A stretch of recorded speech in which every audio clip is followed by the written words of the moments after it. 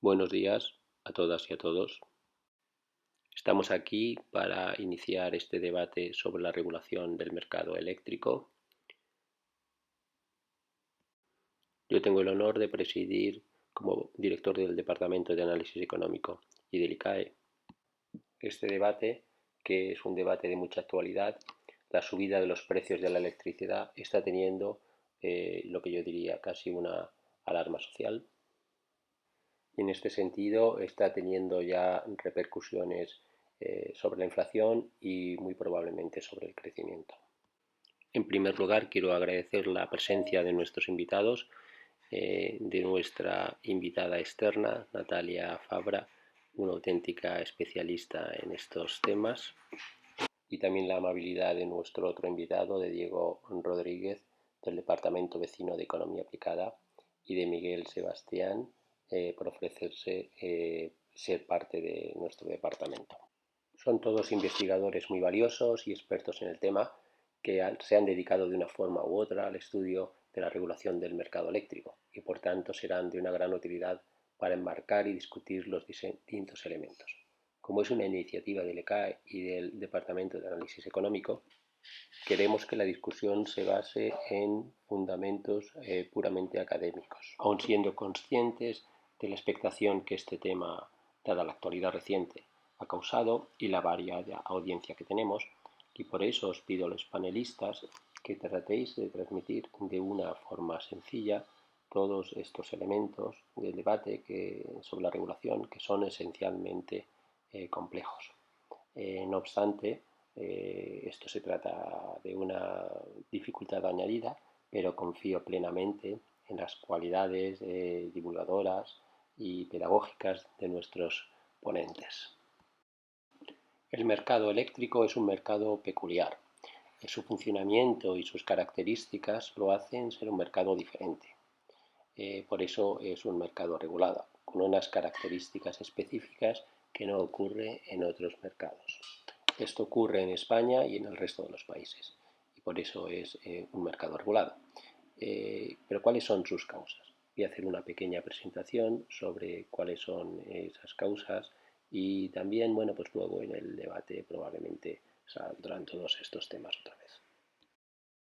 A diferencia de otros sectores, el mercado eléctrico tiene unas características tecnológicas diferentes y históricamente se le ha venido considerando como un monopolio natural, que esto hace que la regulación sea deseable, en el sentido de que el sistema tarifario tiene que estar diseñado para financiar los altos costes fijos. Bien, es verdad que los cambios tecnológicos recientes pueden incidir en el grado de monopolio del sector. Nadie se plantea que en otro sector de la economía, como por ejemplo el sector automovilístico, pues ningún economista plantea que el Estado tenga que regular el precio para que el sector recupere los costes fijos. El mercado ya se encarga por sí solo de recuperarlos. También se trata de un sector muy complejo que combina distintas tecnologías, aunque tiene una ventaja: produce un producto muy homogéneo. Independientemente con la tecnología que se produzca, el kilovatio hora es el kilovatio hora y por lo tanto es un producto muy homogéneo. De hecho, se trata de un sector que combina diferentes tecnologías, que entra de una forma muy volátil de hora en hora y que lo hace enormemente complejo. Como digo, el grado de monopolio natural puede ir cambiando con la entrada de nueva tecnología. La tecnología cambia y por lo tanto el grado de competencia que se puede permitir en el sector también. Se trata también de un mercado muy segmentado, está el de la generación, comercialización, distribución. Una segunda característica importante de este mercado es que se caracteriza por lo que los economistas tipificamos como información asimétrica. Las empresas generadoras tienen una mayor información sobre los costes de producción que el regulador. En este sentido se complica enormemente el diseño tarifario, pues se hacen necesarios mecanismos reveladores de información eficientes, o al menos que sean eficientes aceptablemente.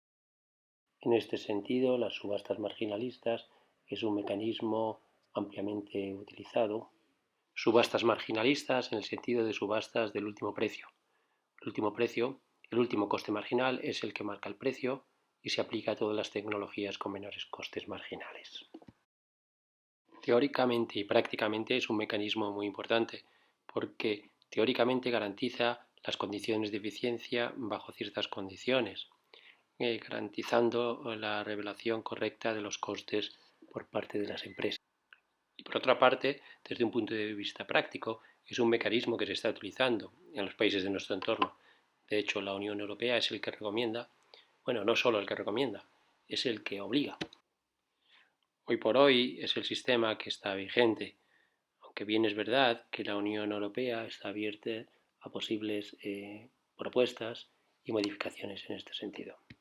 Otra tercera característica que tiene este mercado, que son restricciones que se van añadiendo unas a otras, es que nos encontramos en un entorno de cambio climático.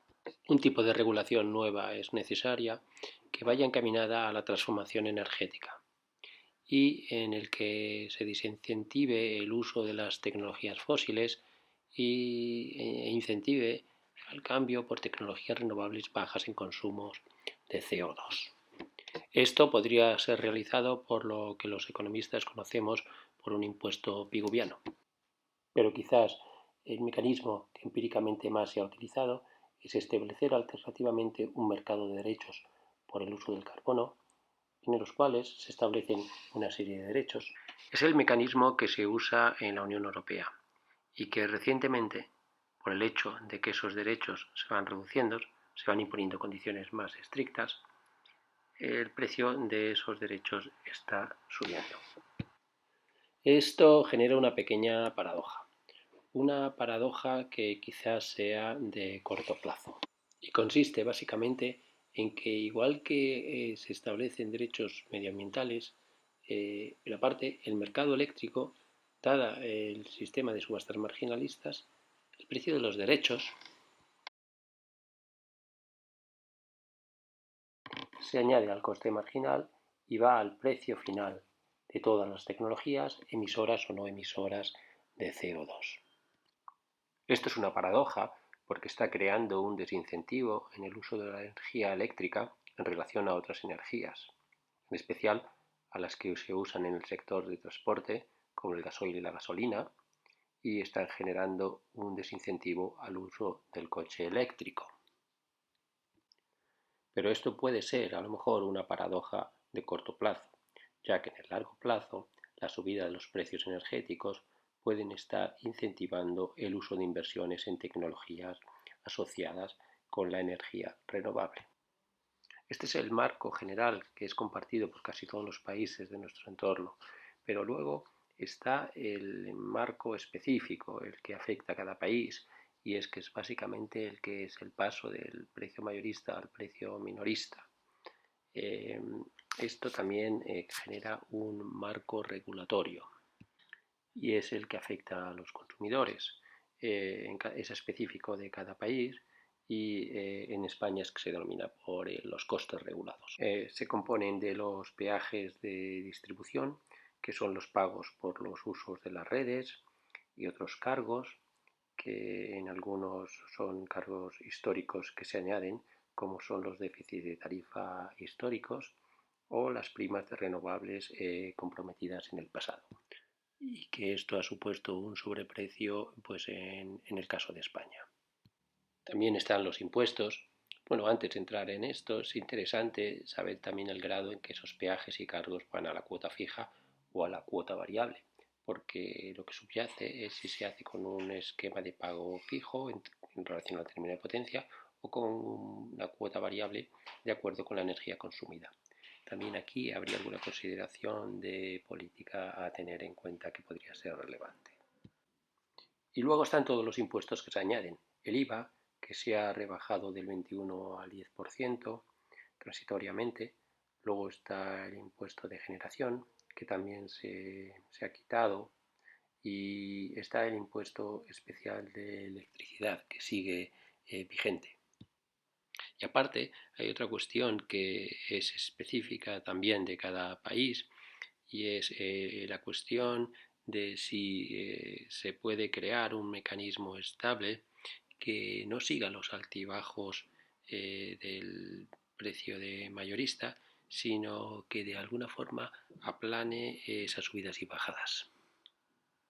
y que el precio sea una señal clara de escasez y de eficiencia y no transmita mucho ruido, quizás eso pueda tener sentido. Ya por último, hay una quinta restricción, que es la restricción, por decirlo así, que los economistas nos fijamos mucho en la eficiencia, pero también hay temas distributivos, temas de justicia, y que a la hora de tener en cuenta el diseño de la tarifa se tienen que tener en cuenta consideraciones distributivas que sean socialmente justas y aceptables. En ese sentido, pues determinar qué parte va a la cuota fija, qué parte va a la cuota variable puede tener sentido, pero también establecer políticas que mitiguen la pobreza energética y que deben estar en el algoritmo de generación del diseño de esa tarifa. Bueno, todos estos temas seguramente serán objetos de debate con nuestros ponentes y ahora simplemente quería presentar a nuestro moderador, Miguel Sebastián, que es miembro de nuestro departamento, como he dicho, de análisis económico, doctor por la Universidad de Minnesota y ha sido ministro de Industria, Turismo y Comercio entre 2008 y 2011 con competencias en energía y en telecomunicaciones, entre otras. Como ponentes e invitados tenemos a Natalia Fabra, es la que sabe más en España de estos temas. Es catedrática de Economía de nuestra universidad vecina de Carlos III y es doctora por el Instituto Universitario de Florencia. El título de su tesis doctoral lo dice todo: Poder de mercado y mercados eléctricos. Desde entonces ha realizado numerosas investigaciones sobre la regulación del mercado eléctrico y competencia, publicadas en las mejores revistas de prestigio como American Economic Review, European Economic Review, Economic Journal, entre otras.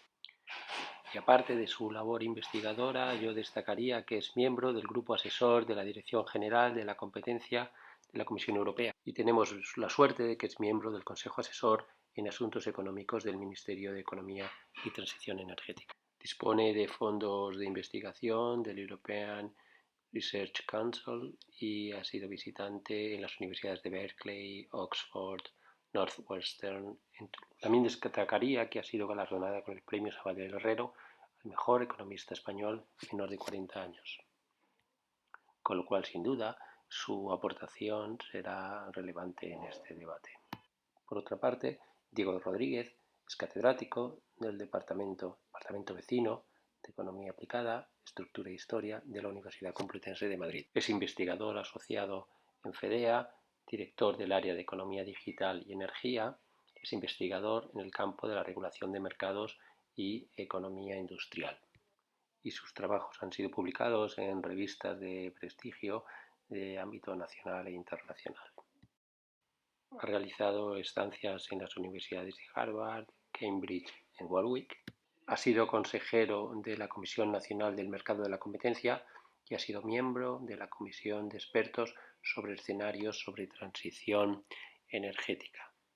Nada, ya Miguel, te cedo la palabra. Muy bien, pues primero felicitar al ICAE tanto por el debate como por el día. Y luego tenéis una capacidad de previsión en el ICAE asombrosa, porque habéis elegido el debate el día en que se reúne el Consejo Europeo para debatir de esto. Entiendo que la hora del Consejo Europeo, a las 3 de la tarde, se ha puesto para que vaya después del debate este. Y a ver si digamos, reciben ideas. O sea, fuera de bromas, claro, tenemos la suerte de tener a Natalia y a Diego. En el tema eléctrico, como le afecta a todo el mundo, mucha gente habla, pero no todo el mundo sabe. Entonces, tanto Natalia como Diego son, yo me atrevo a decir, los que más saben del país en este tema. Pero además de eso, además de saber, hay una cosa muy importante que es saberlo explicar, que es la parte más difícil, ¿no? Y lo bueno que tienen ellos, lo podéis ver en sus artículos recientes, es que lo saben explicar. Y hoy lo verán ustedes cómo lo van a demostrar, ¿no? Discrepan entre ellos. Esto es bueno porque nos va a servir a los demás para aprender, ¿no? Para ordenar un poco esta discrepancia, yo he organizado, de acuerdo con ellos, el debate en 4 bloques. El primer bloque, el mercado mayorista, ya se ha referido Rafa un poco a cómo funciona. El segundo bloque sobre los costes regulados, tanto peajes como carros. El tercer bloque, impuestos. Y finalmente un bloque de misceláneo donde hablaremos de cosas que se hayan quedado en el tintero y que quieren los ponentes, digamos, comentar, ¿no?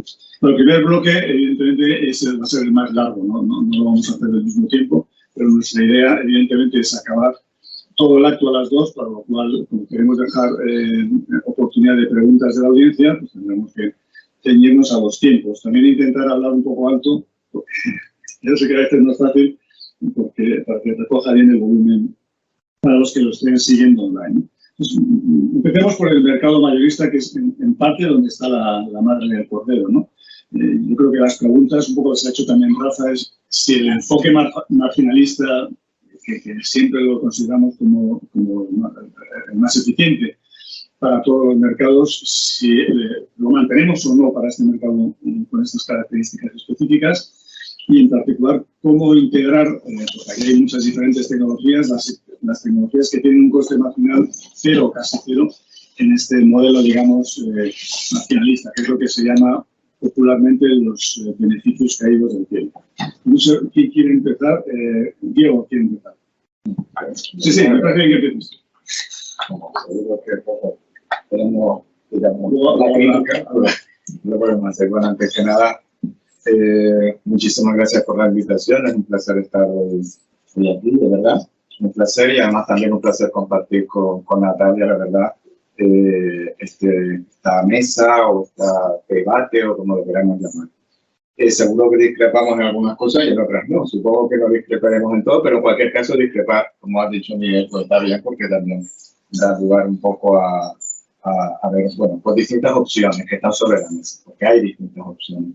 Sí me gustaría empezar diciendo que yo creo que podríamos estar de acuerdo en que es bueno, de alguna forma, aunque sé que es muy difícil, tratar de extraernos en la medida de lo posible, ya sé que es difícil porque estamos en un contexto en el que estamos, del cortoplacismo, porque cuando vamos a pensar que queremos para diseñar un mercado mayorista o no un mercado mayorista, lo que sea, para el futuro, bueno, estamos hablando, creo yo, para el próximo trimestre, ni para el año 2022, estamos pensando qué queremos hacer. Cuando digo futuro, no me estoy refiriendo dentro de 30 años, pero para al menos para la próxima década, que es donde tenemos un poco el planteamiento o la expectativa, ¿no? Y los planes actuales, ¿no? En ese sentido, yo, tal y como veo este debate, puedo estar equivocado, pero tal y como yo lo veo, al final es un debate entre, un poco lo has dicho tú, Rafa, al principio, cuál es el modelo a seguir, ¿no? Básicamente, en el sector energético hay un modelo, digamos, de actividades de no mercado, que tenemos muy claro, que tienen actividades con algún tipo de retribución regulada, y ahí podemos ver variedades de retribución regulada, ¿no? Pero al final es alguien, un planificador, un regulador que fija un precio y le vamos a retribuir a quien sea mediante un precio, repito, fijado administrativamente. Y esto lo vemos a diario en mercados donde observamos, lo has señalado ahí, condiciones de monopolio natural, y pensamos que efectivamente perviven condiciones de monopolio natural en algunas partes del sector eléctrico, ¿no? Y ahí lo tenemos claro, intervenimos en la distribución o el transporte de energía, pues fijando ese marco retributivo mediante algún tipo de precio, tasa de retribución razonable o como queramos. Ahí hay distintos mecanismos. Y luego tenemos un mercado mayorista en el que, digamos, la intención y el diseño, no de ahora, sino, digamos, de largo plazo, porque venimos funcionando con ese mercado desde hace ya varias décadas, y además lo hemos ido, digamos, tratando de mejorar con el tiempo, porque evidentemente es mejorable. Es un mercado, pues efectivamente, donde hay una casación, donde hay una interacción, estoy hablando sobre todo del mercado de corto plazo, entre oferta y demanda, ¿no? Y efectivamente, en esa casación, que al final es un mecanismo de subasta, pues podemos pensar en distintos mecanismos de casación, por ejemplo, el famoso, digamos, frente al sistema marginalista, es un PSB. Bueno, en el PSB, efectivamente, podríamos tener algunas ventajas, pero tenemos algunos inconvenientes claros en un sistema de ese tipo en la configuración, frente a la configuración marginalista, ¿no? Básicamente, además, que tenemos serias dudas de que las tecnologías revelaran sus costes y no fueran a tratar de tener un comportamiento estratégico para tratar de ver cuál es la tecnología casada, el precio casado.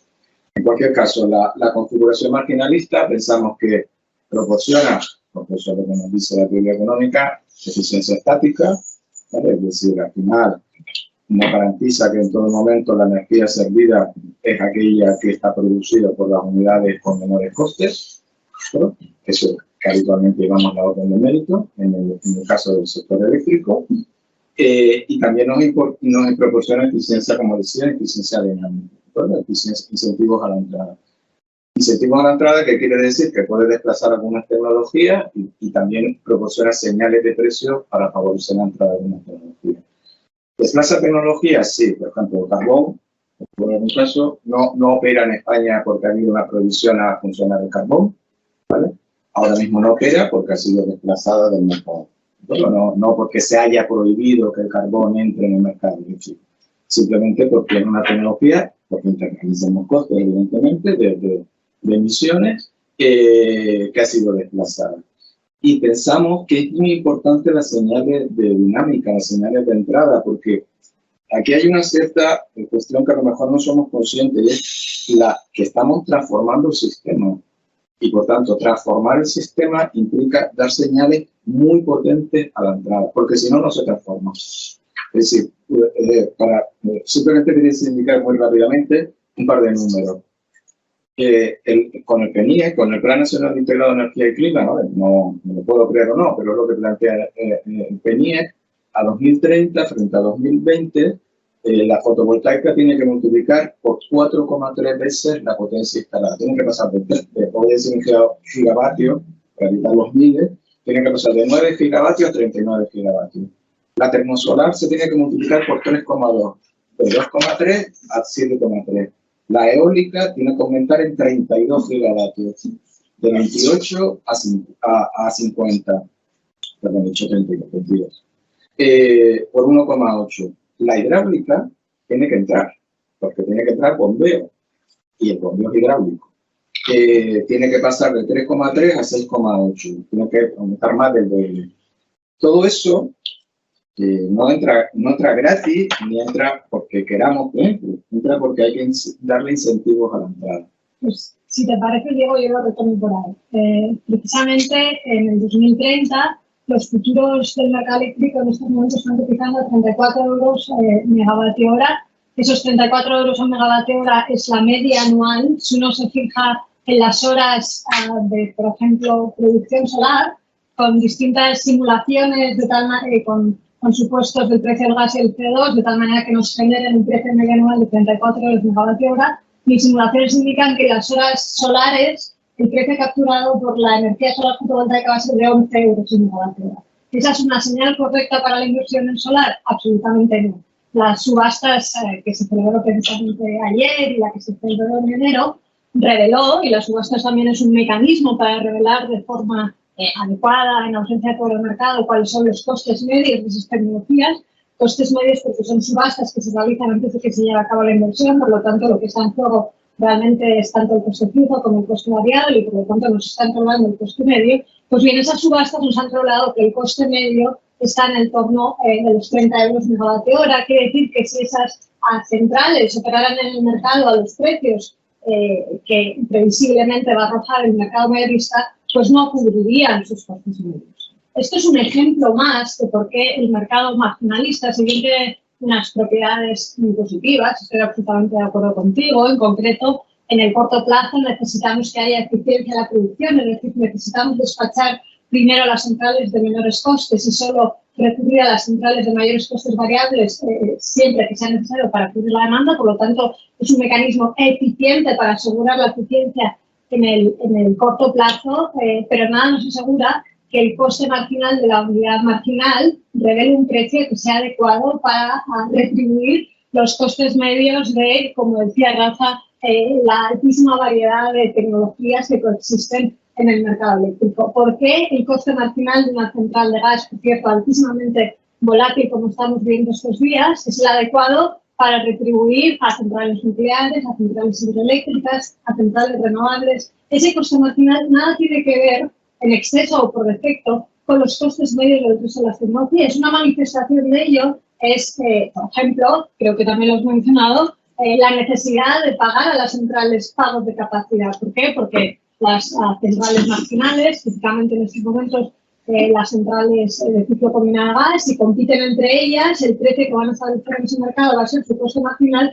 y por lo tanto no ven retribuido su coste medio. Ante esa deficiencia, lo que se ha acuñado como el missing money problem, se crean los pagos de capacidad. ¿Por qué? Porque ese precio, ni siquiera el precio que ellas mismas marcan, es suficiente para permitirles recuperar sus costes medios. Nada que decir sobre el hecho de que ese coste marginal de esas centrales de gas nada tiene que ver con el coste medio del resto de las centrales. Por ejemplo, fijémonos en las centrales marginales, hidroeléctrica, nuclear. Bueno, pues es evidente que en este mercado estas centrales que tienen unos costes variables de funcionamiento muy inferiores a los costes marginales que están a los costes nacionales del gas que están recibiendo en estos momentos. Hablabas de la información asimétrica que acecha el regulador. Efectivamente, el regulador en estos momentos está absolutamente ciego, tiene muy poca información de esos costes. La última vez que me consta que la Comisión Nacional de Energía publicó datos sobre los costes variables de las centrales nucleares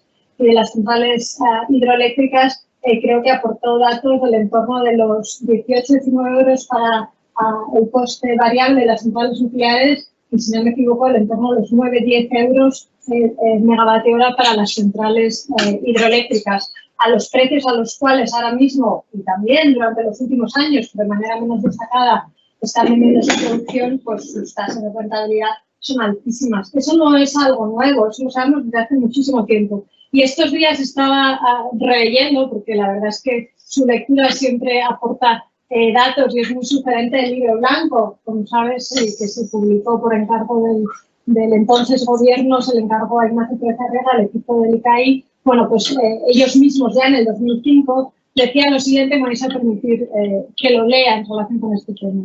Dicen, habría que evitar, estamos en el 2005, que la garantía de retribución razonable de las inversiones que los consumidores otorgaron a los generadores en 1997 no se convierta ahora en una fuente de ingresos sobrevenidos durante decenas de años para estos generadores más allá de aquella retribución razonable a costa de los consumidores. El desequilibrio será previsiblemente muy fuerte en contra de los consumidores, a la vista de los amplios márgenes previsibles de explotación de las tecnologías hidroeléctrica y nuclear que de sus largas vidas útiles técnicas. Es decir, estamos en un mercado en el que puede ser que se esté efectivamente alcanzando esa eficiencia productiva en el corto plazo, pero estamos en un mercado que está generando unas elevadísimas rentas para unas tecnologías en concreto. También estamos hablando de equidad, no solo nos importa la eficiencia, también nos importa dónde va a parar ese pastel que se genera en el mercado eléctrico. En estos momentos ese reparto es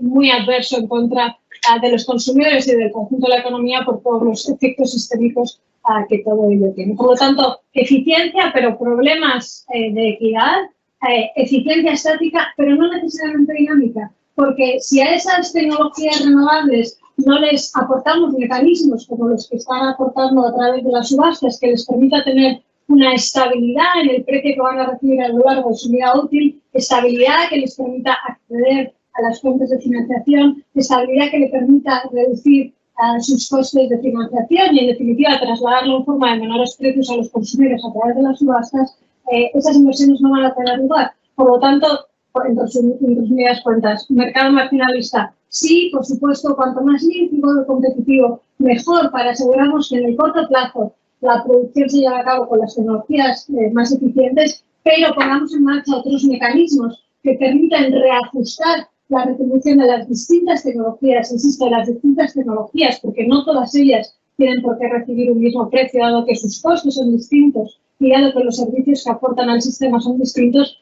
Esos mecanismos de ajuste son necesarios, no solo para pagar allí donde hay un missing money problem, sino también para recuperar para los consumidores allí donde sobra retribución.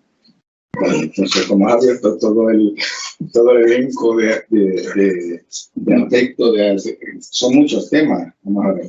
subastas como mecanismo de apoyo a la entrada de renovables.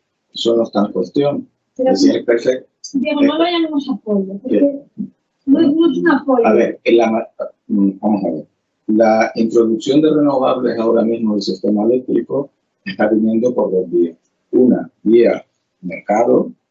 Una parte importante de las renovables que están entrando ahora mismo entran sin ningún sistema retributivo basado en una retribución específica como las retribuciones anteriores o basado en un PPA o como lo frente al sistema o como lo queramos llamar. Sí, buena parte están entrando bien actualmente. Vamos a las grandes plantas de generación fotovoltaica, todos, no sé, se ha pasado por Extremadura, la Unión de Balboa, la de 500 megavatios. Todas estas plantas están entrando a riesgo. Cuando digo a riesgo es como una actividad de mercado, como cualquier otra actividad productiva, donde el empresario o la empresa pone en juego su dinero, hace sus números y dice, a mí me compensa entrar porque yo, evidentemente, tengo un alto coste de la inversión inicial, pero recuperaré esa inversión asumiendo un precio de mercado que puede estar equivocado o no, pero va a riesgo. Y eso es lo que está ocurriendo hoy, no en el futuro, hoy. Es evidente que el mecanismo de subasta, no sé, si no quiere llamar apoyo, le podemos llamar de otra forma, complementa esa entrada ofreciendo una previsibilidad a futuro y por tanto lo que se llama habitualmente, una palabra un poco rara, bancabilidad del proyecto, porque el promotor renovable puede ir a un banco y decir, oye, mira, tengo este mecanismo que me da una previsibilidad sobre los ingresos futuros y eso facilita el coste de la financiación. Y eso es evidente que ocurre así en parte de la financiación de las renovables que entran actualmente. Por tanto, nadie está poniendo en duda de que pueda existir ese mecanismo, que además, lo digo, va a ser más importante marginalmente cuanto más renovable haya en el sistema. De hecho, yo creo que la subasta tiene mucho menos peso ahora de lo que la puede tener en el año 2030, donde meter marginalmente más renovable va a ser más difícil en el sistema, porque evidentemente el precio de largo plazo tiende a caer, eso está claro. Claro, ya sé que esto... Por debajo de sus costes medios, ¿no? Bueno, por debajo de los costes, yo no sé cuál va a ser el coste medio de la renovable en ese momento, porque depende de la curva de aprendizaje. La renovable es, por definición, el coste medio va a estar por encima del coste marginal, porque su coste marginal es cero y el coste de la inversión tiene un peso muy importante, con lo cual estamos ante una tecnología que sí o sí tiene unos costes medios superiores a sus costes marginales. En un mercado 100% renovable, el precio va a tender a su coste marginal y, por lo tanto, va a ser insuficiente para cubrir sus costes medios. O realmente introducimos competencia donde, por cierto, tiene sentido para el caso de las renovables, porque la producción de las renovables está exógenamente determinada por las condiciones atmosféricas. ¿Qué sentido tiene determinar su producción en un mercado en función de sus costes marginales? No tiene ningún sentido porque no está aportando esa señal de quiero que produzca ahora, quiero que produzca el gas, ahora quiero que produzca el carbón, porque realmente hay una competencia en base a los costes variables. Pero cuando estamos hablando de renovables, si la renovable está disponible, tiene que producir. Su producción viene exógenamente determinada. Entonces, no tiene sentido determinar su retribución en base a los precios que determina un mercado horario, diario, que va a fijar precios iguales o cercanos a sus costes marginales y, por lo tanto, inferiores a sus costes medios. Cuando hay que introducir la competencia es antes de que se lleve a cabo esa inversión. ¿Por qué? Porque ahí sí que queremos determinar cuáles son los mejores proyectos, cuáles son las mejores ubicaciones, al tiempo que estamos dando esa estabilidad en el precio, que les permite también reducir sus costes, porque para las renovables un coste muy importante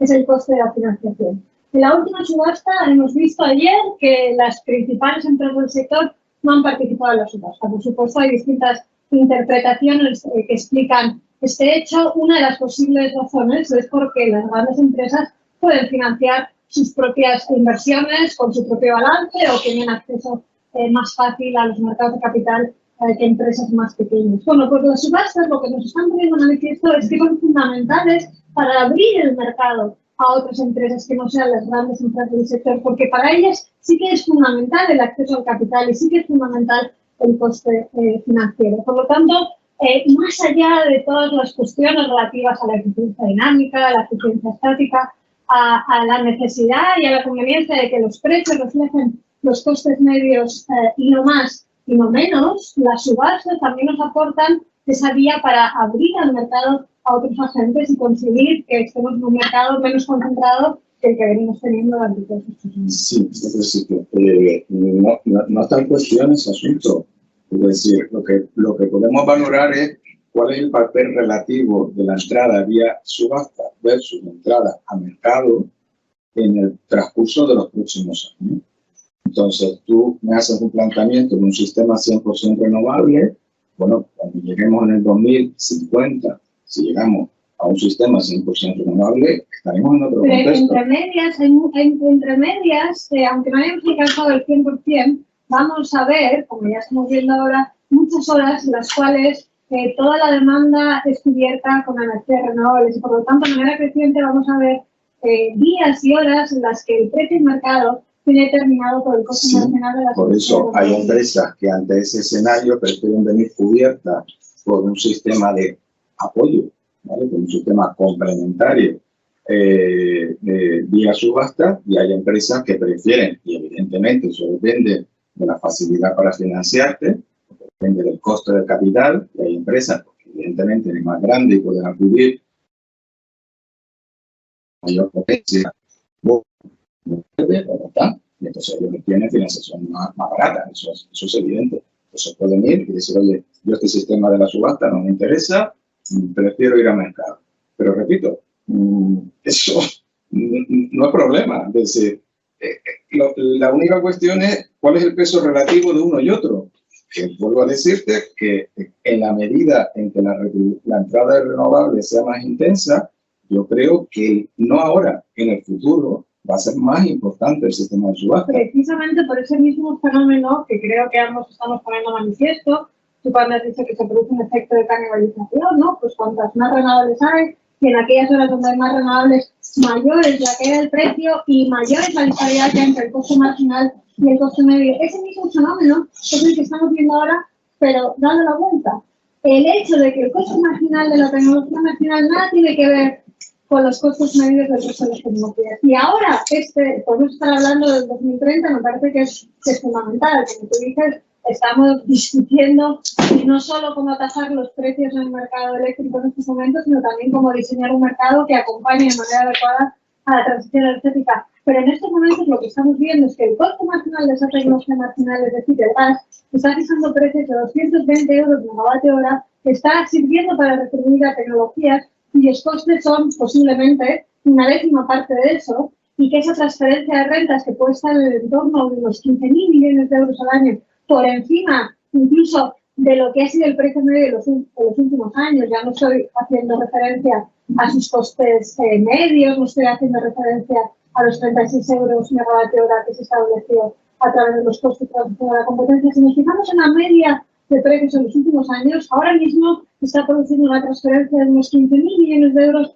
solo a nucleares y hidroeléctricas porque estamos pagando la electricidad a 220 euros por megavatio hora. Y ese es la consecuencia del mismo fenómeno que estamos discutiendo para las energías renovables, el hecho de que el coste marginal nada tiene que ver con los costes medios ni en exceso o en defecto. Y por lo tanto, ya cerrando un poco la pregunta que nos hacía Miguel sobre el mercado marginalista sí para determinar ese orden de mérito, pero no necesariamente para determinar la retribución de centrales tan distintas que aportan servicios tan distintos al sistema y que tienen estructuras de costes tan distintas. Entonces, hay dos aspectos, además de las subastas renovables que tú sacaste, ¿no? El tema de mercado de capacidad, missing money, y el problema de equidad, ¿vale? Vamos por partes, porque es que son muchos temas y yo creo que entonces si lo mezclamos todo lo confundimos para los oyentes también.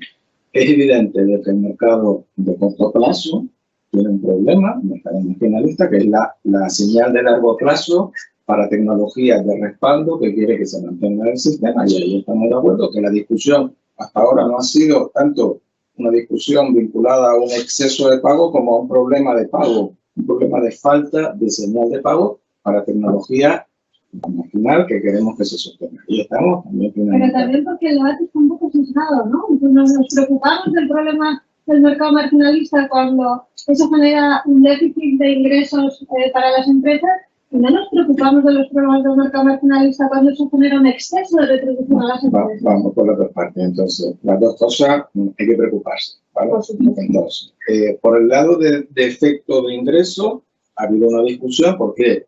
Porque hay que pensar que qué precios ha marcado el mercado, este mercado del que hablamos históricamente. Pues, ha marcado precios por debajo de 50 euros en media. Si tú te coges los últimos 11 años, 45, 46 euros en los últimos 11 años. Entonces, eso es lo que ha habido una preocupación, que ahora evidentemente con el precio que estamos dando hoy no existe.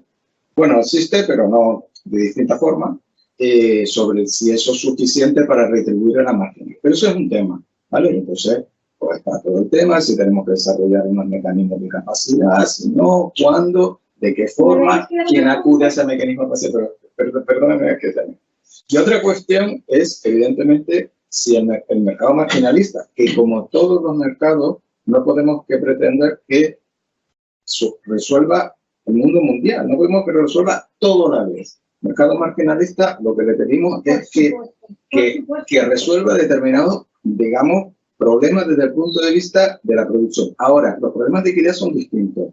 Si tú lo que me dices es que por problemas de equidad se pueden atacar por muchas vías. Puede ser equidad entre hogares, tenemos una vía para atacarlo, no tenemos un problema distinto entre consumidores y empresas. Entre agentes, vale, entre consumidores y empresas. Pues atáquese los problemas de equidad y hay vías, y algunas se están utilizando para atacar los problemas de equidad de posible retribución a determinadas tecnologías. Yo ahí no tengo nada que decir, me parece estupendo, pero no confundamos todo. No lo dejemos siempre para el final, ¿no? Cuando los profesores explicamos a los alumnos la eficiencia se consigue con el mercado y luego probablemente... Yo no lo dejo para el final nunca, Con impuestos, parece que nos olvidamos de esa segunda parte. Bueno, pues lo que yo creo que hay que destacar es que el problema marginalista genera problemas distributivos que acaban afectando también a la eficiencia. Pero entonces atáquese por la vía que tenemos, porque aquí hay dos alternativas. Una, intervenir el mercado marginalista, sacar las tecnologías, digamos, que tienen un costo más financiero y beneficios caídos del cielo. Me pregunto si habría que incluir también las renovables en esto, porque las renovables también tienen beneficios caídos del cielo. El mercado rompe. Lo que hay que hacer es diseñar bien el mercado. O decir que es un poco la acción que ha hecho el gobierno, que siga funcionando el mercado marginalista, pero luego, digamos, lo corrijo, digamos, en la parte de abajo de la factura eléctrica, por decirlo así, lo corrijo con los cargos, ¿no? Bueno, yo entiendo que tú claramente no quieres que se toque el mercado marginalista, porque distorsiona, digamos, la dinámica a largo plazo, incluso la introducción de renovables, ¿no? Y tú me parece que dices que sí, que por lo menos sacar las tecnologías. Yo creo que a mí no me gusta que se intervenga el mercado. Yo quiero que el mercado esté bien diseñado para que no tenga que ser intervenido. ¿Cómo se concreta esto específicamente con el tema por lo menos de la nuclear y la hidráulica? Ese es un problema porque esas centrales ya existen y por lo tanto es difícil establecer un mercado para algo que ya existe. Cuando digo diseñar bien el mercado, de nuevo vuelvo al tema de las subastas, porque me parece que realmente el diseño de mercado que acompañe de manera eficiente a la transición energética tiene que ir canalizado hacia mecanismos de mercado, como son las subastas, y que lleven la competencia realmente al momento en el que la competencia marca una diferencia, importa, en el caso de las renovables, en el momento de la inversión. Desgraciadamente eso ya no lo podemos hacer con las nucleares hidroeléctricas, porque como sabemos, pues, se pusieron en marcha mucho antes del cambio regulatorio, y además en esos segmentos no opera la competencia. ¿Por qué? Porque ya no podemos invertir en más centrales nucleares, sino en centrales hidroeléctricas por limitaciones en los recursos naturales, con lo cual son empresas que están explotando activos absolutamente protegidos de la competencia. Por lo tanto, esas sobrerentas que están obteniendo en el mercado no pueden ser disputadas por otras empresas. Yo creo que el problema sobre retributivo de las nucleares y las hidroeléctricas no se puede resolver a través de la competencia, y cuando la competencia no nos da ese instrumento tenemos que recurrir a la regulación. Lo que no podemos consentir es que los consumidores, entre los cuales hay muchas empresas, estén pagando por la producción de esas centrales precios que multiplican en varios órdenes de magnitud sus propios costes. El regulador debería disponer de información. ¿Cómo puede ser que la CNMC no disponga de información fiable y veraz sobre los costes de funcionamiento de las centrales en España. Y si la tiene, ¿qué es lo que hace? Que no denuncie esa sobreretribución que están obteniendo, que no está amparada por procesos competitivos, que está amparada por situaciones de monopolio a la que han accedido por la propia ley. La ley de 1997 protege a la retribución de estas centrales a través de los costes de transición a la competencia, y una vez anulados los costes de transición a la competencia, esas empresas solo tienen el beneficio de la subida de precios habiendo sido protegidas contra la bajada. Eso es algo que debe ser denunciado por parte del regulador y debe ser corregido. Perdón, sí. No, Diego, solo respondes y pasamos al tema de los propios regulados, donde seguramente va a seguir saliendo, digamos, el tema. Yo lo que digo es que la intervención pública, evidentemente, se puede canalizar a través de una regulación. La regulación en este sentido no debería interferir en el funcionamiento, creo que ahí estamos de acuerdo, que es eficiente de los mercados, pero la intervención pública para los asuntos de equidad se canaliza a través de un sistema de impuestos, de tasas, de cánones, de cargos, llamémoslo que no me lo he inventado, porque eso ya está establecido. ¿Pero por qué? ¿Porque eso a través de impuestos? ¿Por qué no a través de un diseño adecuado que permita que los precios de mercado revelen los costes medios? Porque creo que distorsiona todas las decisiones de los agentes, sinceramente. Creo que distorsiona, porque es decir, si tengo un problema redistributivo, ataquémoslo como atacamos los problemas redistributivos. Aquí el problema que tenemos es que estamos definiendo un único mercado con un único precio para retribuir a cosas que son totalmente distintas. Entonces, el problema retributivo o de equidad es un producto de una regulación eléctrica inadecuada que pone a competir a cosas muy distintas entre sí, que aportan servicios muy distintos entre sí. Tú mismo has hablado antes de la garantía de suministro que aportan las centrales de ciclo combinado. No solo nos están aportando energía, también nos están aportando garantía de suministro. Y sin embargo, ¿dónde está el fallo? El fallo está que solo estoy pagando por la energía, olvidándome de los otros servicios que prestan, en este caso los ciclos combinados, en el caso de las renovables prestan una generación eléctrica libre de emisiones, etc. Es un problema que no es que sea un problema innato del sector eléctrico el que haya problemas distributivos, es un problema generado por un diseño inadecuado del mercado. Hagamos competir a lo que es igual con lo que es igual, hagámoslo competir en el momento que importa, porque de esa manera vamos a estar revelando los costes verdaderos y vamos a hacer que los consumidores paguen por cada uno de los megavatios hora lo que corresponde, y así evitaremos sus problemas distributivos. Yo antes decía, no soy partidaria de intervenir en los mercados, soy partidaria de diseñarlos bien, porque si los diseñamos bien de partida, estaremos evitando de partida que surgen esos desequilibrios que luego hay que corregir. Pues si os parece, pasamos al segundo bloque. Seguro que van a seguir saliendo estos temas, ¿no? También en el segundo bloque, ¿no? Vamos a hablar de los costes regulados. Tenemos por un lado los peajes, distribución, transporte, y nunca se habla de ellos, ¿no? Es una cosa que me sorprendió, ¿no? Estos peajes tienen alguna auditoría, de costes como para... ¿Se han justificado, esta remuneración? Me gustaría tener vuestra opinión, ¿no? Y luego el tema de los cargos, ¿no? Si el hecho de hacerlo recaer estos cargos en los generadores se puede afectar o no a la inversión, ¿no? De unos y de otros, ¿no? Y cuál es vuestra opinión sobre este problema, ¿no? Que es uno de los temas que están a debate, ¿no? No sé quién quiere empezar ahora. Y lo que quiera, si quiere empezar otra vez, pero son dos temas distintos, ¿no? Sí. El tema de peaje, para que se entienda, los peajes es digamos, la forma que tenemos para distribuir a los consumidores eléctricos el uso de las redes, ¿no? Los costes asociados al uso de las redes, a la inversión y a la operación y mantenimiento de las redes eléctricas. Red de transporte, red de distribución. Este es un tema, en el fondo, no demasiado conflictivo, entre otros asuntos, o conflictivo en el margen, podríamos decir, ¿no? Básicamente, aquí la discusión que se plantea es, primero, tener bien medidos esos costos. Segundo, que no haya, digamos, que las inversiones sean las necesarias. No haya un exceso de inversión, porque frente a lo que, lo digo porque a veces se oye, ¿no? Las empresas lo que tienen que hacer es invertir. Ellas están encantadas de invertir, porque este es un sistema de costes reconocidos y, por tanto, todo lo que inviertan se lo vamos hablando de distribución y transporte. se lo voy a reconocer con una tasa de rentabilidad razonable, la hace, ¿no? Con un WACC, lo que sea. Entonces, ya digo, hay que limitar la inversión que sea necesaria, no más de la que sea necesaria, ya hay una discusión, cómo lo reconocemos y cómo lo distribuimos entre los consumidores. Y ahí la discusión, efectivamente, lo que señalaste al principio, Rafael, era, bueno, pues vamos más por costes fijos, por la parte fija o la parte variable.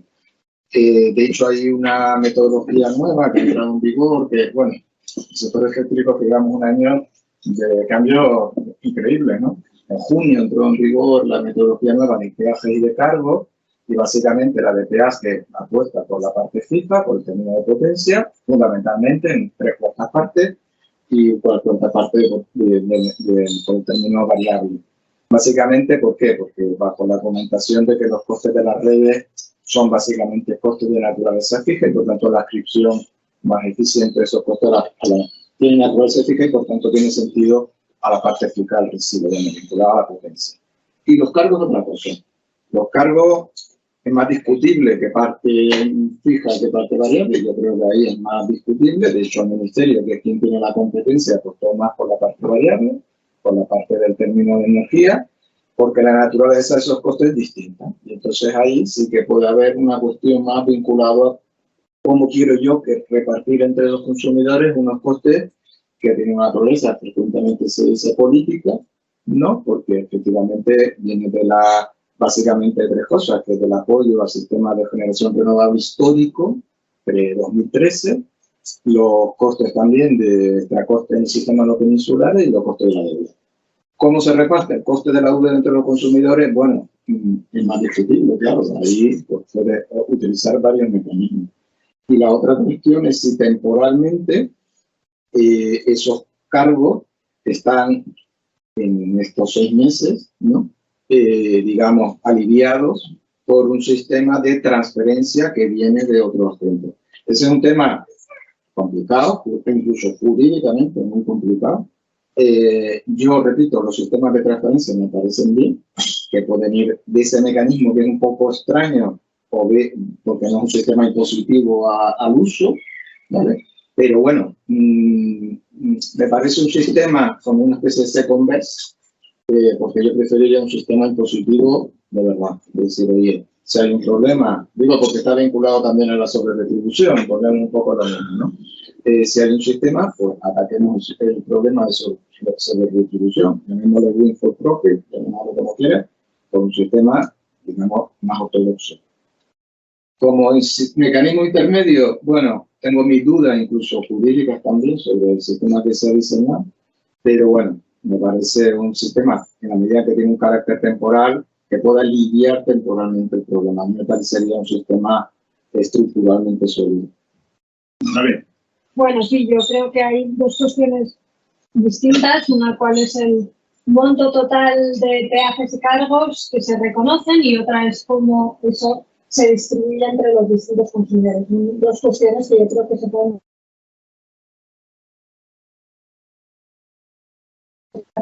Diego, pues los peajes prenden los costes de la red, redes de transporte y de distribución, son costes que corresponden a una planificación, no son las empresas las que deciden cuánto van a desplegar esas redes, sino que es el regulador el que lo decide. Por lo tanto, son inversiones planificadas y los costes son costes auditados. Por lo tanto, cabe esperar que el regulador haya hecho de manera adecuada su trabajo y que haya puesto pues en marcha mecanismos pues, que eviten pues que haya una sobreretribución en ese campo.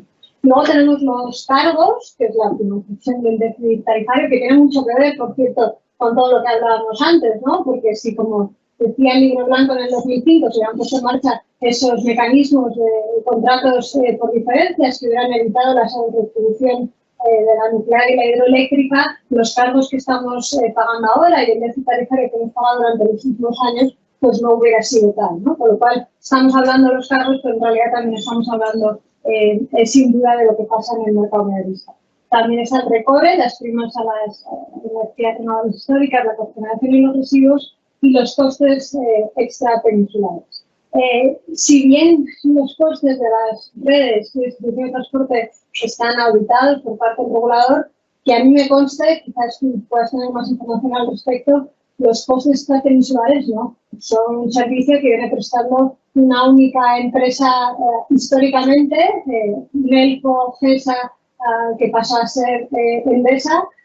Son unos costes muy elevados. En las islas, además, por algún motivo, que seguramente nos ajena al hecho de que el suministro se realice en régimen de monopolio, se ha retrasado mucho más que en el resto de España, que en la península, el desarrollo, el despliegue de las energías renovables. Son los territorios más contaminantes de España en lo que se refiere a la generación eléctrica. Yo creo que hay mucho campo para reducir los costes y mejorar la provisión del servicio energético en las islas, que permitiría que ese sobrecoste que estamos pagando fuera inferior. Creo que antes de ninguna discusión que está sobre la mesa, y tú también lo has propuesto, de traspasar esos costes a los presupuestos generales del Estado, lo cual implicaría que los presupuestos generales del Estado pues, tendrían menos recursos para financiar esta universidad, para financiar nuestros salarios,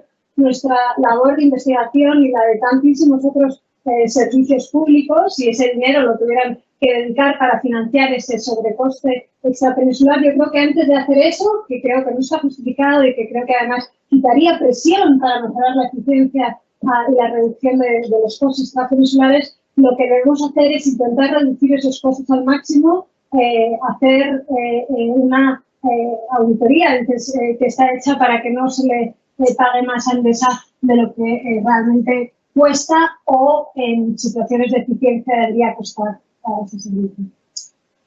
Sí, una precisión sobre es que los extrapeninsulares también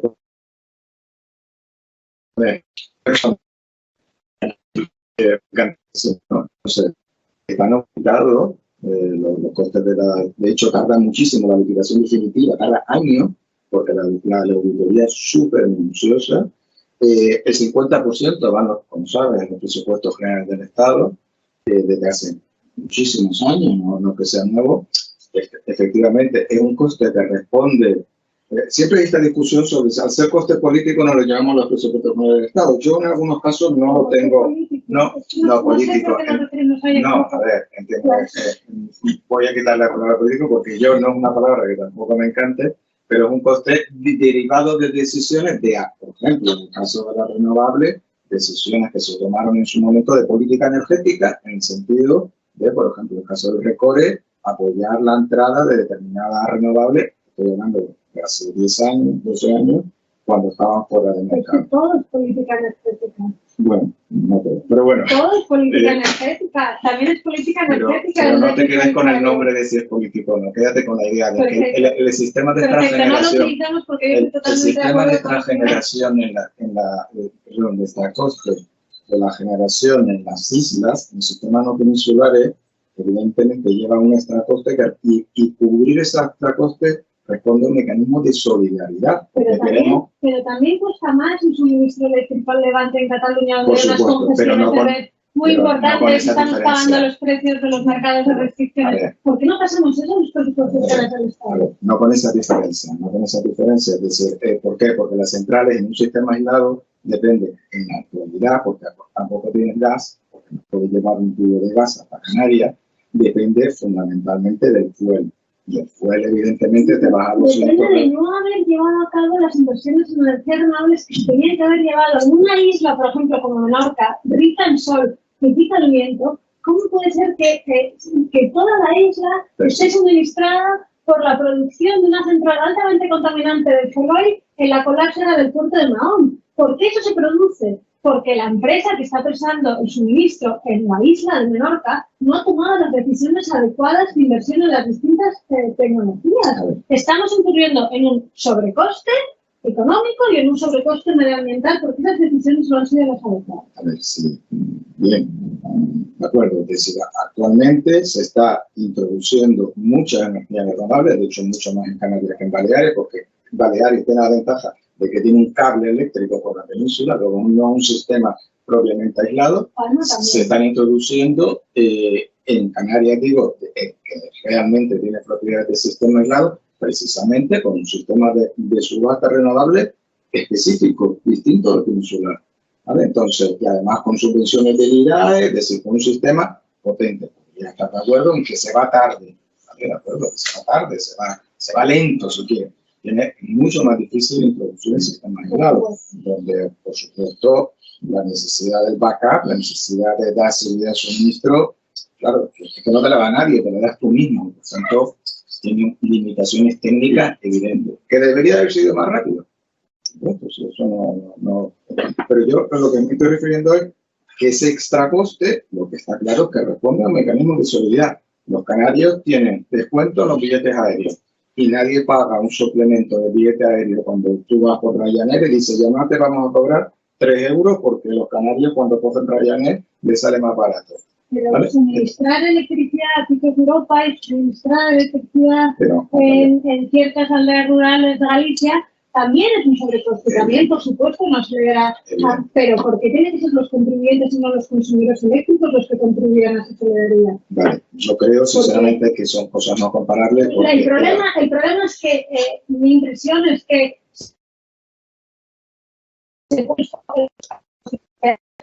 y se da la atención de donde cuantitativamente está el problema fundamental, que es en el mercado mayorista. Las empresas ponen el foco en es que pagamos muchos impuestos, es que pagamos muchos cargos, es que los cargos se tienen que pasar los presupuestos del Estado. No, lo podemos discutir si es conveniente o no, pero no dejemos de mirar dónde está la madre de los problemas. Y en cualquier caso, que nos expliquen por qué un coste que es puramente energético lo tienen que sufragar los contribuyentes y no los consumidores. Pero solamente una detalle, estas empresas no ponen mucho énfasis en pagar los cargos porque no lo pagan las empresas, lo pagan los consumidores. No, que ponen el énfasis en, lo que quiero decir, perdón si no soy suficientemente clara, es que pongamos un énfasis en que se reduzca la partida de cargos, ¿cómo? Pasando esos cargos a los presupuestos en el Estado. ¿Cómo? Pasando esos cargos a otros sectores energéticos que tienen otras propiedades y de lo que ahora discutiremos. Pero pretenden que la factura eléctrica se reduzca, no reduciendo el precio de la electricidad, sino reduciendo la factura eléctrica, quitando la atención de donde realmente está el problema, que es en el precio de la electricidad que se está en el mercado. Las dos cosas son compatibles. Sí, o sea, yo creo que para no ensalzarnos mucho en los extrapeninsulares, sí entiendo que levanta pasiones incluso personales, ¿no? Bueno, yo en el tema del presupuesto, evidentemente, como dicen, nadie tiene un debate. Hombre, los errores regulatorios del Real Decreto 661 me parece que es bastante claro que las consecuencias de ese error regulatorio sí que las debería asumir el Estado. Porque cabo es un Real Decreto hecho por el Estado, ¿no?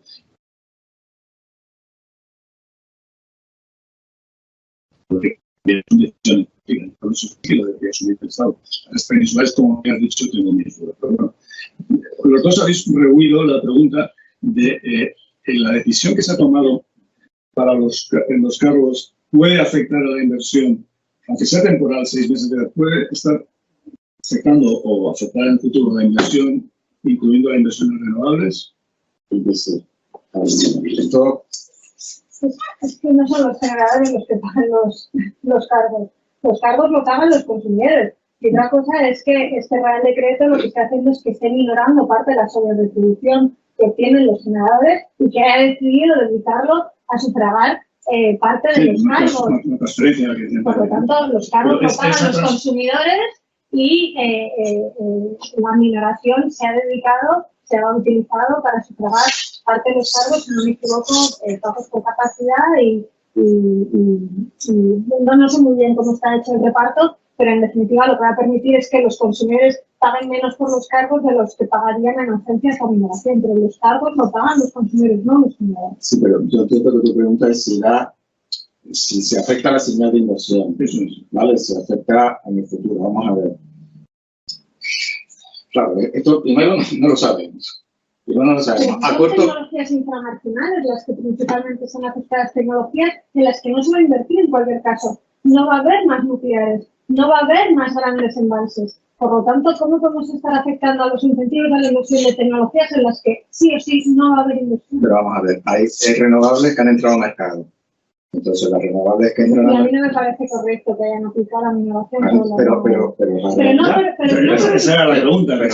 Pero no por un problema de incentivos dinámicos de la inversión, sino por un problema de seguridad jurídica.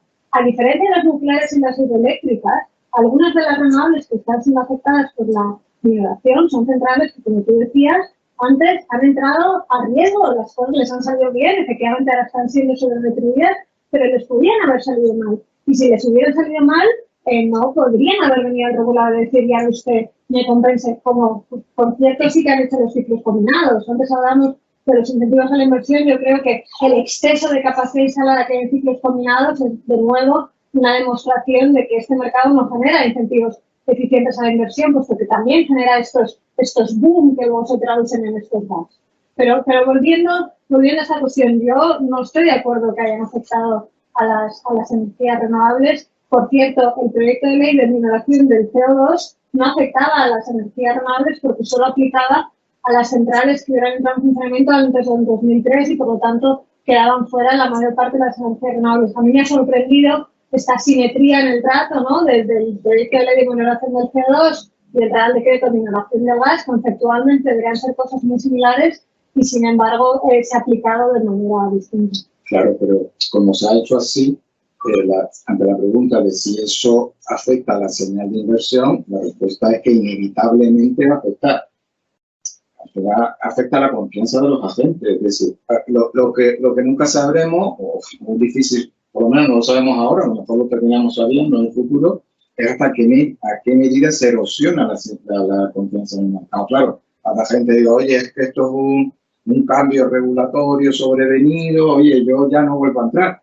Hay situaciones paradójicas, ¿no? Paradójicas como el que haya entrado al mercado, le doy el golpe, el que haya entrado con la subasta del 2016-17, en el que, digamos, está igual que uno que ha entrado al mercado, porque no recibe nada, recibe todo su precio del mercado, sin embargo, a ese no le doy el golpe.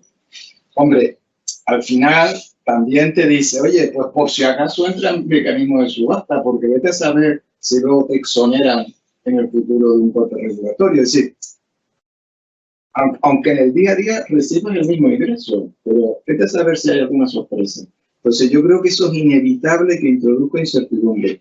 ¿Cuánto puede afectar la incertidumbre? Precisamente no lo sabe nadie, ¿no? Habrá gente que diga, oye, esto ha sido un antes y un después, y se rompa la liquidez, o dice, mira, ¿qué vamos a hacer? Esto es un paso que hemos dado y ya recuperaremos en el futuro. Eso no lo sabemos. Pasamos a los impuestos. No ha habido rebaja del IVA, se ha eliminado casi no todo lo que se ha podido el impuesto especial sobre electricidad y bueno, el impuesto sobre generación. Primero, que hagáis una valoración de estas bajadas de impuestos y segundo, si deben ser permanentes, ya que se ha hecho, o hay que volver a retomar, digamos, la normalidad y volver a poner el IVA en el 21, recuperar el impuesto especial sobre electricidad, etcétera, cuando pase, digamos, esta crisis energética. Bueno, yo creo que efectivamente estamos ante una crisis energética y habría que tomar medidas de choque para intentar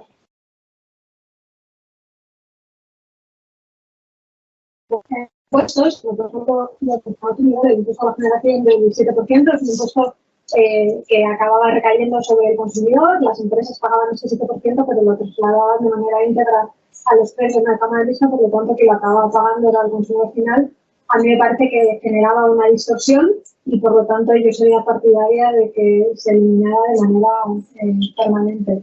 Una cuestión distinta es el IVA, porque el IVA es un impuesto fundamental para recaudatorio, ¿no? Para obtener recursos para el sector público. Si reducimos el IVA para la electricidad, lo tendremos que elevar para otros bienes y servicios, porque al final el Estado tiene que obtener esa recaudación. Por lo tanto, sin ser una experta en temas fiscales, creo que esto merece una reflexión distinta a la reflexión sobre cómo conforma el mercado eléctrico, incluso los peajes y los cargos que los debe sufragar.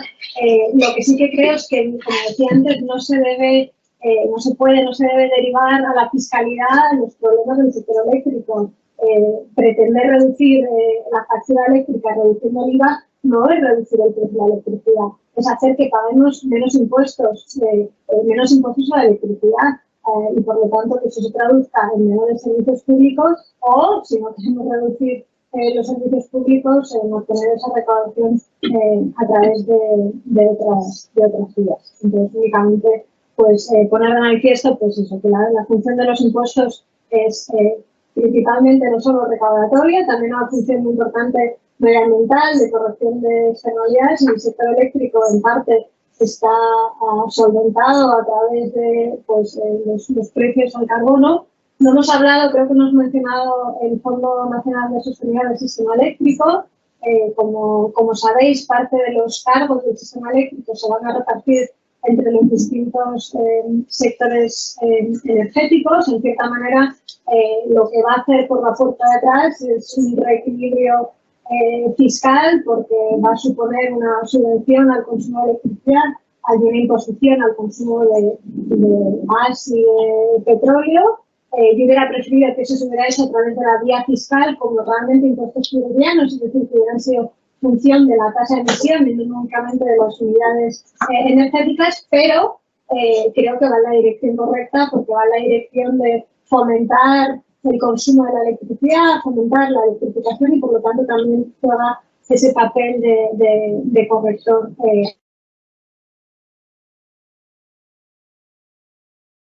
Es fundamental y tenemos que pensar cómo los costes, cómo los recursos del Estado se tienen que repartir de la mejor manera desde el punto de vista de la eficiencia, pero también de la equidad entre todos. Bien, pues mira, aquí estamos plenamente de acuerdo. El Fondo Nacional de Sostenibilidad del Sistema Eléctrico, que lo primero que no me gusta es el nombre, porque hace referencia al déficit y tal. Yo creo que hay un reparto de esfuerzo ante un objetivo común, que es descarbonizar. Y claro, descarbonizar en algunas actividades, en algunos vectores energéticos es posible y en otros no, pero si lo hacemos que ese vector energético pague el precio de la descarbonización, pues evidentemente tiramos piedras contra nuestro propio tejado. Entonces, más allá de que estoy de acuerdo con que el diseño no es el óptimo, la idea me parece correcta. Y en los impuestos, el impuesto de generación del 7% surgió en un contexto determinado, que fue en el año 2012, en una situación muy compleja de sostenibilidad de las cuentas del sistema de liquidación del sistema eléctrico. Estamos 10 años después, afortunadamente, en otro contexto. Es verdad que tiene un efecto distorsionador clarísimo, incluso los intercambios internacionales con Francia, por ejemplo, distorsiona el precio. Y con Portugal. Sí, siempre pienso Francia, pero en Portugal también. Y tiene el efecto de que al mismo tiempo una recaudación, porque también proporciona ingresos al sistema, pero yo creo que es un impuesto que ya va siendo hora que se quite. Y además porque tiene vía de recaudación, tenemos ahora la ventaja de que como estamos obteniendo ya un lado positivo de derechos de emisión, eso no lo permite compensar. El IVA, estoy de acuerdo con que es otra historia. Aparte del IVA, unos productos energéticos a uno, otros productos energéticos también distorsionan las decisiones entre productos energéticos. Es otra historia, se podría pensar otro tema para consumidores vulnerables, ahí yo ya creo que es una decisión más política. Y luego el impuesto especial sobre la electricidad, que no lo han nombrado, me parece bien ahí irse al mínimo. Bueno, al mínimo sí que no te puede ir por debajo, porque está la directiva de fiscalidad energética, que por cierto se va a modificar, y va, bueno, es interesante la modificación que se propone, y me parece bien irse al mínimo, que es lo que se ha hecho, en el sentido de tener, sabes, que venía de una situación y dejarlo permanente. Y dejarlo permanentemente en el mínimo. Ahí estamos de acuerdo, Natalia. Bueno, yo ahí no me pronuncio porque, insisto, no soy experta en temas de fiscalidad, pero a mí hay una cosa que me preocupa y casi os la traslado a vosotros como pregunta. Hay una relación muy fuerte entre el nivel de renta y consumo eléctrico y también grado de electrificación de nuestros usos, ¿no? Y por lo tanto, cuando reducimos los impuestos en términos relativos, a lo mejor estamos beneficiando más a los perfiles de renta más baja, porque el consumo eléctrico supone un mayor peso en el conjunto de sus ingresos, pero realmente en términos absolutos a quien realmente estamos aplicando esa bajada de impuestos y de quienes estamos pidiendo más recaudación es de las rentas más altas, por esa correlación tan fuerte que hay entre consumo eléctrico y renta. Por lo tanto, a mí me preocupan los efectos distributivos de esas bajadas de impuestos, tanto del IVA como del impuesto sobre la electricidad. Sí. Bueno, eso es otro debate. En cualquier caso, una de las cosas que más rabia me daba era el impuesto del impuesto, ¿no? Cuando teníamos el 5% del impuesto especial de electricidad, entraba en la base para calcular el IVA, y luego se ponía el 21% de eso. Bueno, solamente es un 1%, ya, pero yo decía, bien salgado, oye, pero me da rabia que encima a los consumidores se les pague el impuesto del impuesto. No hay otro impuesto, que cada vez se habla que es un impuesto social de las haciendas locales, sujeto pasivo con los comerciales y los distribuidores, es un 1,5% de la facturación, y con los precios que se están generando en estos momentos en el mercado eléctrico, eso está generando una sobreretribución a las haciendas locales. Yo creo, mi impresión, y espero que de la Comisión de los Expertos la reforma de la Fiscalía se aclaren un poco las cuestiones. Insisto, creo que es muy importante hacer esta reflexión sobre la fiscalidad, pero también insisto que son cuestiones distintas a las que tienen que ver con el sobreprecio de la electricidad. Yo creo que si tú quieres electrificar el país, esos son los objetivos. Absolutamente. Sí. Yo creo que la fiscalidad de la electricidad debería ser relativamente favorable, ¿no? Sí, cuesta tanto, como va a costar tanto por otros motivos subir la fiscalidad estoy de acuerdo, pero al final fuentes energéticas lo alternativas. que le importa es el precio final de la electricidad en relación a otros consumos energéticos, y el precio de la electricidad no solo está hecho impuestos, también está hecho sobre todo, perdonad que insista, del precio de la energía en el mercado mayorista. Con lo cual, cuando apostamos por reducir el precio relativo a la electricidad para fomentar la electrificación, no tiene que ser solo vía impuestos, también tiene que ser vía reforma el mercado. Muy bien. Pues vamos a dejar paso a las preguntas de la audiencia en el cuarto de hora que nos queda. Pues, yo tengo una pregunta. Yo tengo una, un poco... Bueno, soy Nacho Conde Ruiz, soy profesor aquí en el departamento, y también soy subdirector de FDA, ¿no? Tengo una pregunta, escuchando, la verdad que es muy interesante, la verdad que es increíble, ¿no? Todo, la complejidad, ¿no?, del sistema.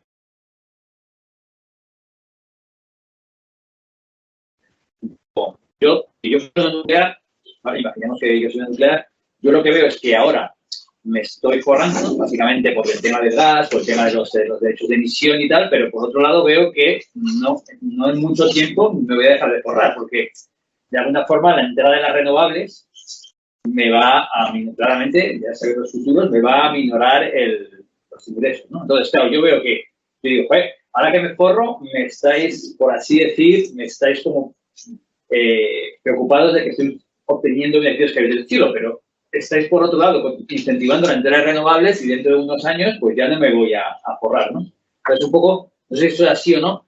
¿Y qué pensáis? Pero también diría, oye, yo aceptaría algo, creo que me parece así algo parecido, ¿no? Yo aceptaría, por ejemplo, si fuera renovable, que me dijerais, mira, te vamos a retribuir a 50, por ejemplo, por poner el caso, pero para siempre. Entonces yo digo, ostras, voy a dejar de ganar menos ahora, pero voy a ganar bastante más después, acuerdo a los precios de equilibrio del futuro. Y de alguna forma me van a sacar, o sea, creo que hay un margen para ganar todo, ¿no? No sé si esto es una cosa correcta o no, pero veo como que por un lado me estoy forrando, pero por otro lado no, entonces como que se puede buscar un equilibrio que me puede hacer que en el corto plazo los precios sean más bajos. Vamos a acumular, si no te parece mal, más preguntas, para así tener más opción de responder.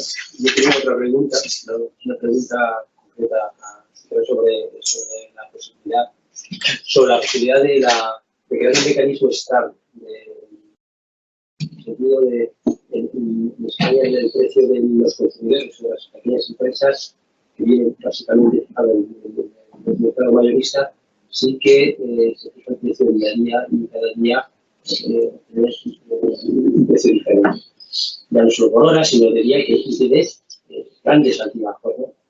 Entonces, yo no sé cómo se hace en otros países, pero me consta que en Francia tienen como un sistema que garantiza, no sé si es la media de este año, se lo dejan y luego que viene ahora en enero, renuevan, pero no sé si una media de algún tipo de este tipo estable, para que sepamos a que tengamos la señal clara de informativa de los precios, que es necesario, ¿no? De esta forma, ahora mejor el precio del gas sube, pero en abril baja, de alguna forma eso se va a compensar. Es un poco, mi pregunta sería, un mecanismo estable para estabilizar esa volatilidad excesiva que tienen las empresas y los consumidores. Vamos a más relacionar a los preguntas.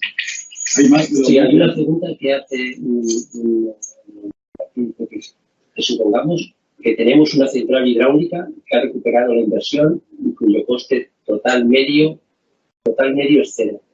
Y el total coste medio total cero. ¿Considera el señor Fabra que el consumo, eso refiere con su marginancia. ¿Considera la señora Fabra que el consumidor debe pagar el precio cero por la energía producida por esa central, sabiendo que el agua es un recurso escaso y sabiendo que el precio que asigna eficientemente un producto escaso es coste de posibilidad? No sé si hay alguna más, así que... No hay más. El tema nuclear lo hemos tocado, no lo hemos tocado, pero hemos tocado otro temazo. No sé si hay alguna pregunta más, yo os dejaría ya para responder un poco. Las preguntas están, por lo menos las dos vuestras relacionadas. Pues. Natalia, te veo con ganas. Bueno, me parece muy importante la pregunta que ha hecho Nacho. Las centrales nucleares llevan percibiendo unos no solo beneficios de mercado muy elevados, sino también unos pagos regulados a lo largo de su vida útil. Por lo tanto, no es un fenómeno que se produzca solo ahora. Ahora se ve multiplicado, pero desde hace muchos años las centrales nucleares están siendo sobrenutridas por mercado, hasta tal punto que, por ejemplo, en el 2006 la Comisión Nacional de la Energía ya puso en manifiesto que habían recuperado sus CTCs, lo cual quiere decir que habían recuperado sus costes de inversión. Por lo tanto, lo que queda pendiente de recuperar son sus costes de operación, sus costes de producción y los costes que puedan tener de operación y mantenimiento fijos, que pueden estar en torno de unos 20-25 euros megavatio hora. El futuro del mercado eléctrico 2030 está en 34 euros megavatio hora, es decir, que aunque le sigamos pagando ahora el precio del mercado, no es solo que ya acumulan una elevada sobreretribución, sino que los precios de ese mercado marginalista en cualquier caso van a ser suficientes para cubrir sus costes variables. Aún así, estoy plenamente de acuerdo contigo. Yo esto lo he propuesto, que un mecanismo de estabilidad de precios para las centrales nucleares puede ser beneficioso para ambas partes, porque, como tú decías, les elimina esa volatilidad de precios que es totalmente ajena a sus propios costes. Por lo tanto, yo creo que habría que explorar en esa vía. Por supuesto, no tomando como referencia el precio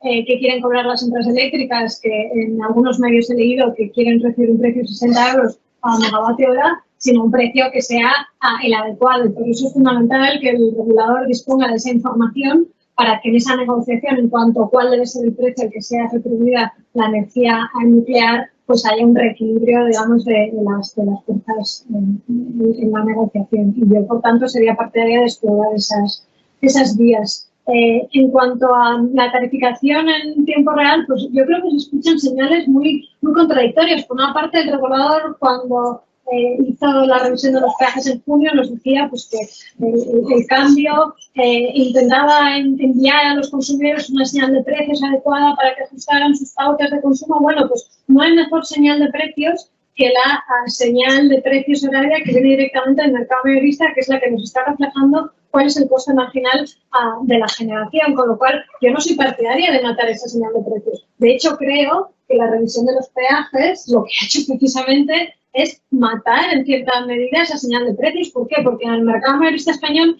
ya estamos viendo que los costes marginales de producción de electricidad están siendo menores en las horas centrales del día, precisamente por la aportación de la energía solar fotovoltaica, y es ahí, a esas horas, a las que deberíamos estar trasladando nuestro consumo, no planchando por las noches. ¿Y qué es lo que ha hecho la revisión del sistema de peajes? Nos ha alterado esa señal, nos está aplanando la curva de precios cuando en realidad lo que debería estar haciendo es apuntándola.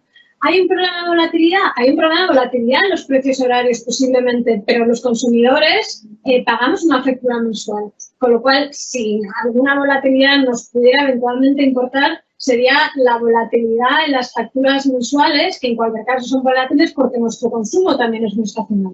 Podríamos pensar en mecanismos para reducir las diferencias en las facturas mensuales, pero sin matar la señal de precios. Hay mecanismos para conseguirlo, pero que no van por la vía de establecernos el precio. La señal de precio es partidaria que se mantenga. Diego. Dos cosas sobre las nucleares. Nacho, efectivamente, desde el año pasado, ya sé que es año de pandemia, el precio del mercado, de hecho, está poco sobreponderado porque está ponderado por demanda. Las nucleares producen la misma todas las horas, pero vamos, ponderado por demanda cerró en 35. el año anterior cerró 48, el año 18 58, 53, 40, 43, 46. Es decir, esta discusión sobre si te forran o no, evidentemente ahora estamos teniendo rentas claramente y en otros momentos no. Ahora, aquí la discusión que se plantea es si yo te aseguro la renta o no te la aseguro. Y que se la asegura es el sistema. Entonces, yo reconozco que soy muy reticente a que el sistema le asegure rentabilidad. Porque al final la experiencia indica que ese aseguramiento lo pagan los consumidores en el largo plazo. Ya sé que a corto plazo es súper atrayente, sobre todo cuando el precio es alto, pero es que nosotros solo tienes que asegurar ahora, también cuando el precio es bajo. Y por tanto, claro, caer un seguro sobre el sistema, sobre los consumidores. Y yo reconozco que no me gusta, porque la experiencia de aseguramientos pasados la estamos pagando ahora y son caras, muy caras. Por tanto, de hecho, las propias empresas te van con esta idea. El propietario central te dice, oye, que mira, ¿por qué no me hacen un contrato no sé cuántos años? Y ya empezamos a discutir si tiene que ir a 55, a 45, 40.